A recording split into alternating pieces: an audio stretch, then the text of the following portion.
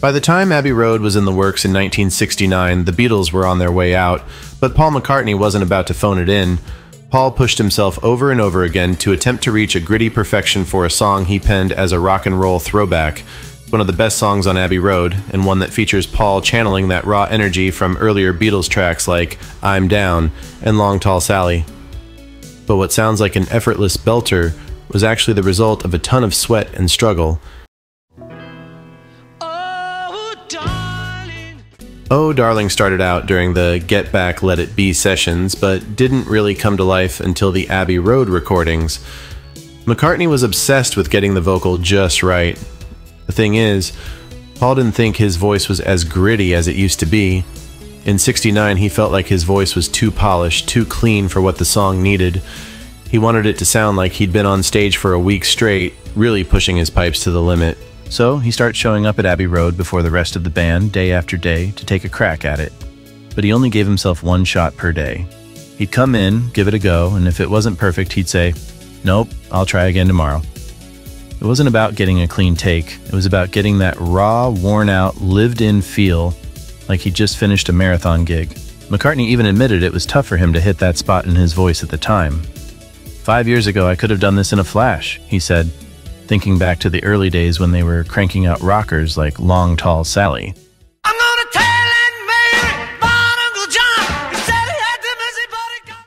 But he stuck with it, grinding it out every morning until he finally got the take that felt right. Now, John Lennon, always one to throw a little shade, had his own thoughts on Paul's performance. He actually loved the song, but thought Paul's vocals didn't quite hit the mark. "I always thought I could have done it better," Lennon said. "It was more my style than his." Of course, in typical Lennon fashion, he added, "But he wrote it, so what the hell, he's going to sing it." It's classic Lennon and McCartney, John acknowledging Paul's songwriting talent, but still thinking he could have nailed the performance better. The first time the Beatles really tried to record Oh Darling was back in January 1969 at Apple Studios. Billy Preston was jamming with them on keyboards at the time, but the session turned into more of a loose jam than a real recording. Lennon even broke into some impromptu lyrics, celebrating the fact that Yoko Ono's divorce had just come through. It was a fun moment, but they didn't get serious about the song until they got to Abbey Road a few months later. On April 20th, 1969, they finally buckled down and recorded 26 takes of the rhythm track. George Harrison handled the bass, Ringo Starr was on drums, Preston's organ was in the mix, and John played guitar while Paul laid down a guide vocal. After all those takes, the 26th one ended up being the foundation for what we hear on the album. After laying down the rhythm tracks, Paul started working on the lead vocal on April 26th, but those takes didn't make the cut. He returned to the song in July and started his daily ritual of trying to nail that perfect raw vocal.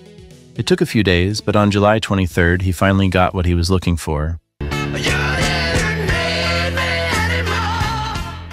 The last piece of the puzzle was the harmonies. On August 11th, McCartney, Lennon, and Harrison recorded those tight, three-part doo-wop harmonies that really give the song its classic feel. Sadly, August 11th was also John Lennon's final recording session with the Beatles, marking the end of an era for the band. While Oh Darling does sound like a throwback to McCartney's early rock and roll days, it clearly took a ton of work to get there. Paul pushed himself vocally in a way he hadn't done in years, and you can hear the effort in every note. It's a performance that oozes with emotion and grit. Even though Lennon might have jested that he could have sung it better, Oh Darling is one of those tracks that shows off McCartney's relentless drive to get things just right. It's got that raw, unpolished energy that's pure rock and roll, but with the kind of perfectionism that made the Beatles who they were. For McCartney, this wasn't just another song on the album, it was a challenge, and he wasn't going to stop until he hit the sweet spot.